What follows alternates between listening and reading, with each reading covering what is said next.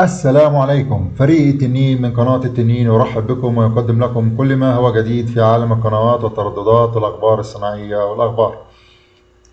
اليوم جايبين باقة قنوات جديدة لسه نازلة على القمر نايل سات. هندخل من الريموت على المنيو، من المنيو بنختار التركيب، من التركيب ندخل على قائمة الترددات لإضافة باقة القنوات الجديدة اللي لسه نازلة على القمر نايل سات. عن طريق زرار الإضافة هنعمل إضافة لباقة القنوات الجديدة.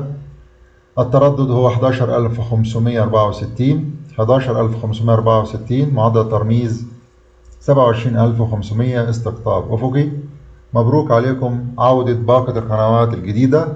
باقة قنوات مولدي، قنوات نازلة باسم مولدي أفلام ومولدي دراما.